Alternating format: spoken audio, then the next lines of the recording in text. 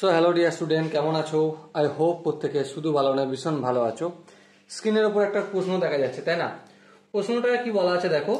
প্রশ্নে বলা আছে ইফ ট্যান থিটা এর ভ্যালু বি বাই এ দেয়া রয়েছে। বেশ, নির্ণয় কি করতে হবে? Find the value of a cos two theta, a cos two theta plus b sine two theta এর ভ্যালু নির্ণয় করতে হবে। তো দেখো, আমরা টেন থিটার ভ্যালু জানি, সেটা কি বি বাই এ, আর কস টু থিটা এর ভ্যালু আর সাইন টু থিটা এর ভ্যালু নির্ণয় করলেই আনসার আমরা আই হোপ করতে পারবো, তাই না? তো কস টু থিটা সমান আমরা একটা ফর্মুলা জানি, সেটা কি? ফর্মুলাটা হচ্ছে 1 মাইনাস ট্যান স্কোয়ার থিটা আপন 1 প্লাস ট্যান স্কোয়ার থিটা।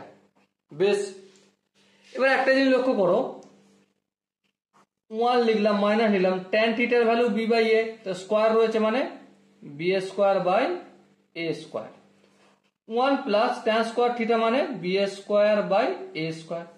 এবার এলসিএম নিলে কি হবে? এ স্কোয়ার লসাগু হবে, এখানে A square minus B square, আর নিচে কি হবে? A square LCM A square plus B square. এবার এই এ স্কোয়ার কেটে যায়। হ্যাঁ, আই হোপ এটা তোমরা জানো। A square minus B square upon a square plus B square. So এটা কি পেলাম আমি? কস টু থিটার ভ্যালু। এবার একটা কথা বলো, সাইন টু থিটা সমান কত? আই হোপ তোমরা প্রত্যেকে জানো যে 2 tan theta divided by 1 plus tan square theta. হ্যাঁ, ঠিক।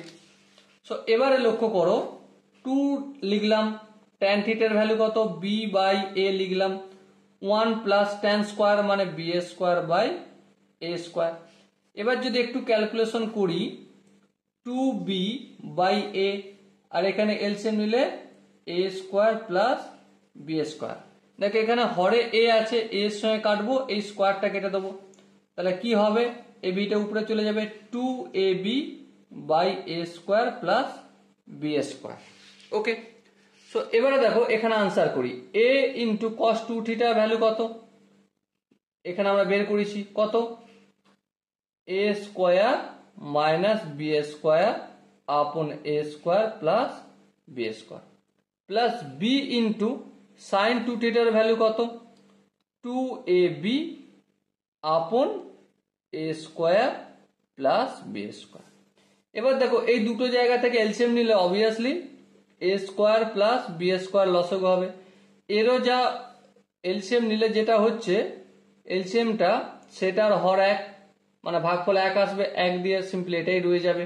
তাহলে এ ইন্টু এ স্কোয়ার মাইনাস বি স্কোয়ার, হর আর এলসিএম 1, তাহলে 1 দিয়ে উপরটা গুণ হয়ে যাবে, উপরে কি আছে? B into 2ab।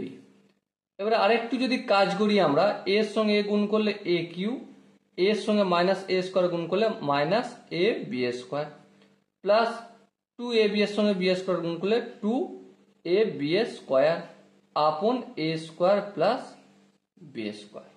ওকে, এখানে আমরা থামিয়ে দিতে পারি না, আরেকটা লাইন করব। কি করব দেখো, এ কিউ, এখানে মাইনাস এ বি স্কোয়ার, এখানে প্লাস 2ab স্কোয়ার, তাই না? তো আলটিমেট কি হবে? এ প্লাস এ বি স্কোয়ার, দুটো এ বি স্কোয়ার পজিটিভ আছে, একটা নেগেটিভ এ বি স্কোয়ার আছে, সো যোগ বিয়োগ করলে প্লাস এ বি স্কোয়ার হবে, আর নিচে কি? এ স্কোয়ার প্লাস বি স্কোয়ার।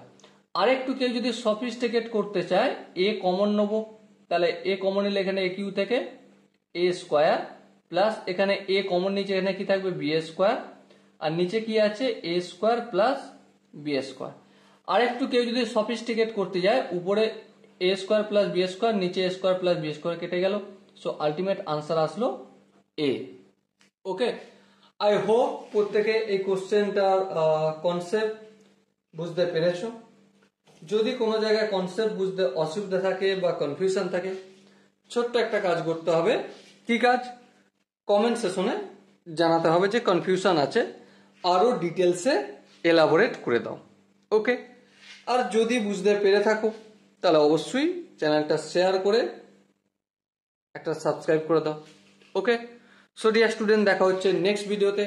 ততক্ষণ পর্যন্ত ভালো থেকো, সুস্থ থাকো এবং জয় হিন্দ।